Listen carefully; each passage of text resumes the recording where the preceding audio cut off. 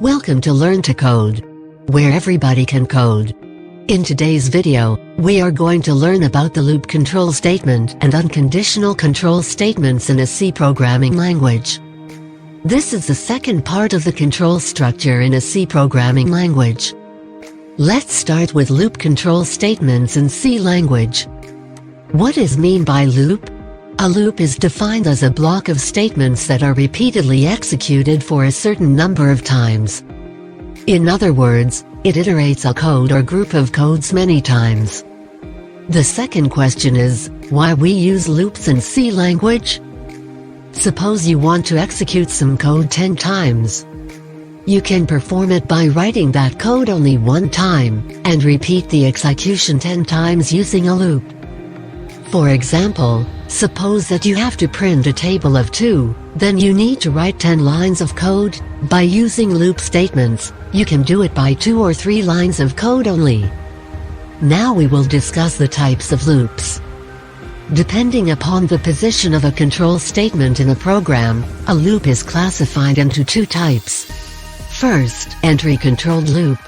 Second, exit-controlled loop. In an entry-controlled loop, a condition is checked before executing the body of a loop. It is also called as a pre-checking loop. For loop and while loop are the example of entry-controlled loop. In an exit-controlled loop, a condition is checked after executing the body of a loop. It is also called as a post-checking loop. The do-while loop is an example of exit-controlled loop. First we will discuss the for loop. It is safe to say that it is the best loop for iteration by programmers, since it is very easy to implement and has a well-built structure. It is an entry-controlled loop. The for loop works well, where the number of iterations of the loop is known before the loop is entered. Following is the syntax of for loop. The initial value of the for loop is performed only once. The condition is a Boolean expression that tests and compares the counter to a fixed value after each iteration, stopping the for loop when false is returned. The incrementation or decrementation increases or decreases the counter by a set value. This is a flowchart of the for loop. Here we are writing a program to illustrate the use of a simple for loop. This program prints the number series from 1 to 10. Here, we have declared a variable of an int data type to store values. In this for loop, in the initialization part, we have assigned value 1 to the variable number. In the condition part, we have specified our condition and then the increment part. In the body of a loop, we have a print function to print the numbers on a new line in the console. We have the value 1 stored in number. After the first iteration the value will be incremented, and it will become 2. Now the variable number has the value 2. The condition will be rechecked, and since the condition is true, the loop will be executed, and it will print 2 on the screen. This loop will keep on executing until the value of the variable becomes 11. After that, the loop will be terminated, and a series of 1 to 10 will be printed on the screen. This is the output of this program.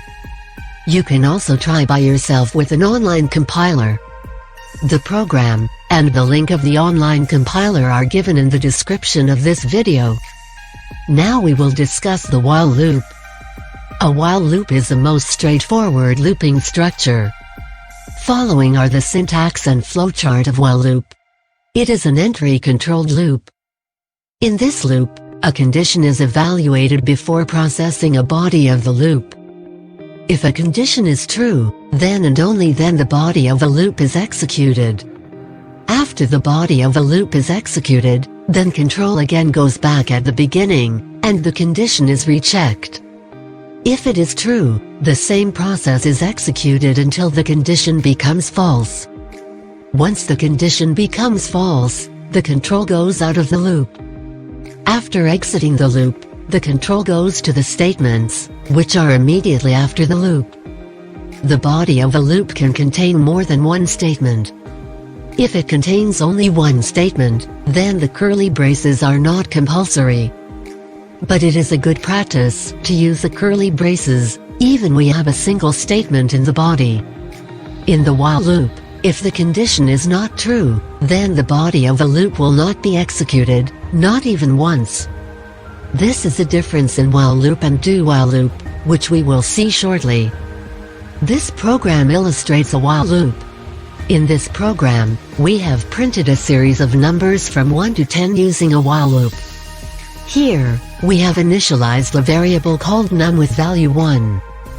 We are going to print from 1 to 10, hence the variable is initialized with value 1. If you want to print from 0, then assign the value 0 during initialization. In a while loop, we have provided a condition, number is less than equal to 10, which means the loop will execute the body until the value of num becomes 10. After that, the loop will be terminated, and control will fall outside the loop. In the body of a loop, we have a print function to print our number, and an increment operation, to increment the value per execution of a loop. An initial value of num is 1, after the execution, it will become 2, and during the next execution, it will become 3. This process will continue until the value becomes 10, and then it will print the series on console and terminate the loop. This is the output of this program. You can also try by yourself with an online compiler. The program, and the link of the online compiler are given in the description of this video. Now we will discuss the do-while loop. A do-while loop is similar to the while loop, except that the condition is always executed after the body of a loop. It is also called an exit-controlled loop. Following are the syntax and flowchart of the do-while loop. As we saw in a while loop, the body is executed if and only if the condition is true. In some cases, we have to execute a body of the loop at least once, even if the condition is false. This type of operation can be achieved by using a do-while loop. In the do-while loop, the body of a loop is always executed at least once. After the body is executed, then it checks the condition. If the condition is true, then it will again execute the body of a loop, otherwise control is transferred out of the loop. Similar to the while loop, once the control goes out of the loop, the statements which are immediately after the loop is executed. The critical difference between the while and do-while loop is that in while loop the while is written at the beginning. In do-while loop, the while condition is written at the end, and terminates with a semicolon. The following program illustrates the working of a do-while loop. In this example, we have printed a multiplication table of 2, using a do-while loop. Let's see how the program was able to print the series. First, we have initialized the variable num with value 1. Then we have written a do-while loop. In a loop, we have a print function that will print the series by multiplying the value of num with 2. After each increment, the value of num will increase by 1, and it will be printed on the screen. Initially, the value of num is 1. In a body of a loop, the print function will be executed in this way: 2 multiply num, where num equals 1, then 2 multiply 1 equals 2. Hence the value 2 will be printed. This will go on until the value of num becomes 10. After that, the loop will be terminated and a statement that is immediately after the loop will be executed, in this case, return 0. This is the output of this program. You can also try by yourself with an online compiler. The program, and the link of the online compiler are given in the description of this video. Now we will discuss the unconditional control statements in C language. Unconditional control statements are used to specify the flow of the program, which basically refers to the sequence in which the program gets executed. First we will discuss the break statement. A break statement terminates the execution of the loop, and the control is transferred to the statement immediately following the loop. That is, the break statement is used to terminate loops, or to exit from a switch. It can be used within for, while, do while, or switch statement. The break statement is written simply as a break. In the case of inner loops, it terminates the control of the inner loop only. The following program is an example of a break statement. Here, we have declared a variable of an int data type to store values. In for loop, in the initialization part, we have assigned value 1 to the variable number. In the condition part, we have specified our condition, and then the increment part. In the body of a loop, we have a print function to print the numbers in the console. Here, we use one if condition. If the number is equal to 5, the condition is true, and execute the break statement. So, it will print the number up to 5. This is the output of this program. You can also try by yourself with an online compiler. The program, and the link of the online compiler are given in the description of this video. Now we will discuss the continue statement. The continue statement is used to bypass the current pass-through loop. The loop does not terminate when a continue statement is encountered. Instead, the remaining loop statements are skipped, and the computation proceeds directly to the next pass through the loop. The continue statement can be included within a while, do while, for statement.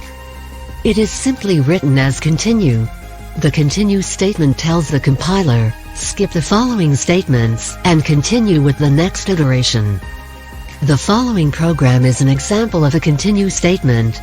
Here, we have declared a variable of an int data type to store values. In the body of a loop, we have a 1 if condition. If the number is equal to 5, the condition is true, and execute the continue statement. Here continue statement skips the 1 iteration of the loop. So that's why it will print the all number from 1 to 10, except 5. This is the output of this program. You can also try by yourself with an online compiler. The program, and the link of the online compiler are given in the description of this video. Now we will discuss the goto statement. C supports the goto statement to branch unconditionally, from one point to another in the program. Although, it may not be essential to use the goto statement in a highly structured language like C. There may be occasions when the use of goto is necessary. The goto requires a label in order to identify the place where the branch is to be made. A label is any valid variable name and must be followed by a semicolon. The label is placed immediately before the statement where the control is to be transferred. The label can be anywhere in the program, either before or after the goto label statement. The following program is an example of a continue statement. Here, we have initialized a variable of an int data type to store the value as 3. Repeat is the label of goto statement. Here, we are using the print function to print the number.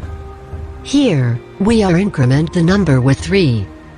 Here, we are checking the condition that the number is always less than 30. If the condition is true, it will repeat this process. If the condition is false, it will exit the program. This is the output of this program. You can also try by yourself with an online compiler. The program, and the link of the online compiler are given in the description of this video. Now we will discuss the return statement. The return statement terminates the execution of a function, and returns control to the calling function. Execution resumes in the calling function at the point immediately following the call. A return statement can also return a value to the calling function.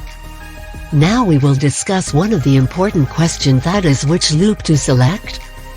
Selection of a loop is always a tough task for a programmer. To select a loop, do the following steps. Analyze the problem, and check whether it requires a pretest or a post-test loop. If pretest is required, use a while or for loop. If post-test is required, use a do-while loop. And also if we know the number of iteration, then use the for loop. If we don't know the number of iteration, use while loop. And if we want to execute the statement at least once, use the do-while loop. In this video, we learn about the loop control statement and unconditional control statement in detail. We also understand the looping is one of the key concepts in any programming language. It executes a block of statements, number of times, until the condition becomes false. Loops are of two types, entry-controlled and exit-controlled. The for and while loop is entry-controlled loops. The do-while loop is an exit-controlled loop. Hopefully, you have learned well from this video, made with extreme simplicity to help you learn the loop control statement and the unconditional control statement in C language. If you like our video, please like and share the video, and don't forget to subscribe our channel.